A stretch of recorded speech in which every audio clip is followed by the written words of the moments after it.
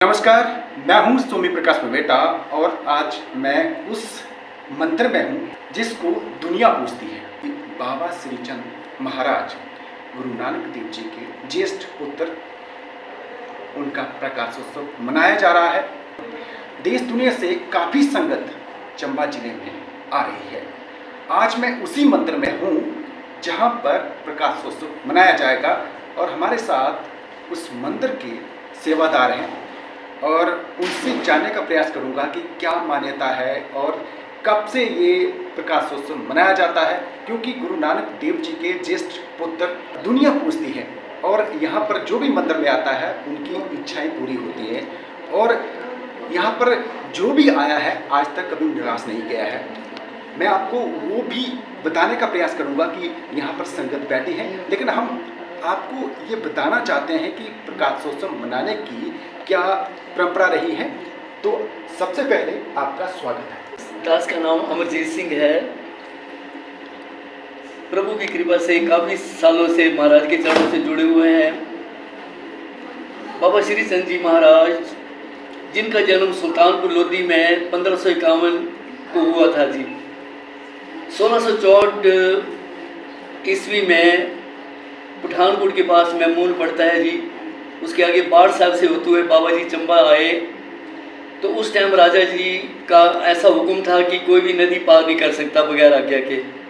तो जब बाबा जी नदी के पास पहुँचे तो सिपाहियों ने रोक लिया कि आप आगे नहीं जा सकते। तो ये जो आप शिला जी के दर्शन कर रहे हो, बाबा जी ने इनको आज्ञा दी। इस पे खड़े होकर के बाबा जी ने शिला को आज्ञा दी कि हमें शहर ले चलो। तो शिला साहिब पे जब बाबा जी विराजमान हुए तो रावी नदी को पार करके शिला जो थी वो चंबा शहर पहुँचे। तो वो सिपाही भाग के राजा के पास गया कि पता नहीं अब क्या होगा, क्योंकि राजा के आदेश के अनुसार मैंने रोका और वो संत जो हैं वो पत्थर को ही पार करके दूसरे साइड ले आए। तो राजा के पास जब वो सिपाही गया तो राजा अपनी रानी को लेकर के यहाँ आए, बाबा जी के चरणों में नतमस्तक हुए, बाबा जी से क्षमा मांगी। जैसा कि अमरजीत जो सेवादार है मंदिर के, उन्होंने कहा कि जब श्रीचंद बाबा जी चंबा आए थे तो उन्हें रावी नदी के ऊपर बने शीतला पुल के पार रोक लिया गया था और वो किन्होंने रोका था, वो थे राजा के सिपाही थे। जब उन सिपाहियों ने उन्हें रोका तो वो कहते रहे श्रीचंद बाबा जी कि मैं संत हूँ, मुझे वहाँ जाना है, लेकिन सिपाही नहीं आने दे रहे थे। और फिर क्या हुआ अमरजीत जी आपको बताएंगे। और वो हम जो शिला है जिसके ऊपर वो बैठ के श्री चंद्र महाराज जी आए थे उस शिला को भी दिखाने का प्रयास करेंगे। आप देख सकते हैं कि जो जिसके ऊपर एक चादर बिछाई हुई है ये वही शिला है जिसके ऊपर श्री चंद्र बाबा जी और उनके निशान भी है, सबसे बड़ी बात है। और ये साक्षात निशान है और आप समझ सकते हैं कि कितने बड़े संत थे और जो एक शिला में बैठ के सीधे ही चंबा के प्रवेश द्वार पर आते हैं और जब उन्हें रोका जाता है तो उस पर बैठ के वो चंबा में प्रवेश करते हैं। तो जब ये दृश्य हुआ था, अब आप सोचते होंगे कि कैसे हुआ होगा, तो हम भी जानने को उत्सुक हैं। वो चीज़ कौन बताएंगे? अमरजीत जी बताएंगे। 1643 ईस्वी की बात है। बाढ़ साहब पठानकोट के पास सरना नहर के पास जगह है बाढ़ साहब। जब बाबा जी ने 12 साल तपस्या की है, मैमून के होते हुए, मैमून में भी बाबा जी का पावन स्थान है, वहाँ संत सेवा करते हैं। वहाँ से बाबा जी जब रावी नदी के किनारे पहुँचे, जब सिपाहियों ने उन्हें रोका तो बाबा जी ने शिला को आज्ञा दी। शिला पूरा शहर का चक्कर लगाते हुए इस स्थान पे शिला विराजमान हुई। तब से लेकर के ये संगत आती है और राजा के पास वो सिपाही गया कि आपके कहे अनुसार हमने ऐसे संतों को रोका, पता नहीं अब चंबा के ऊपर कैसी प्रॉब्लम आएगी।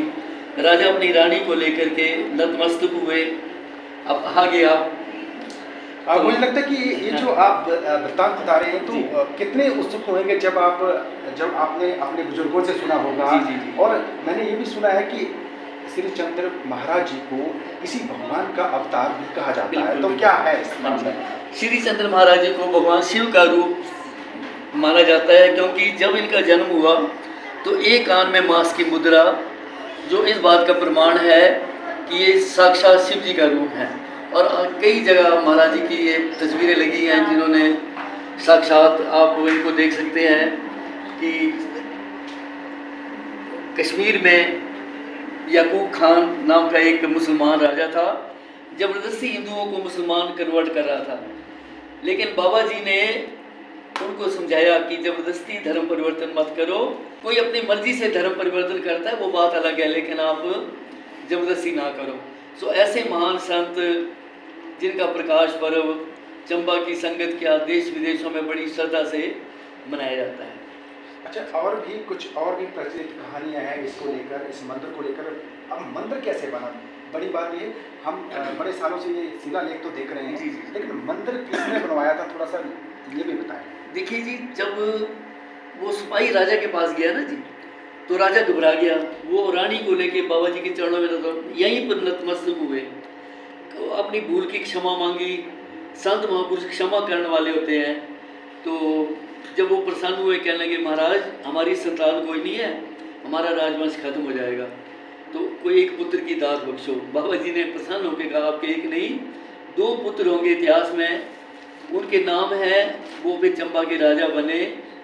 आज महाराज जी कभी संक्रांत का दिन होता है, यहाँ 25-25 डब्बे मिठाई के लगे होते हैं, क्योंकि कई लोग जिनकी शुभ मनोकामनाएं पूर्ण होती है तो वो बाबा जी के यहाँ पर नतमस्तक होते हैं।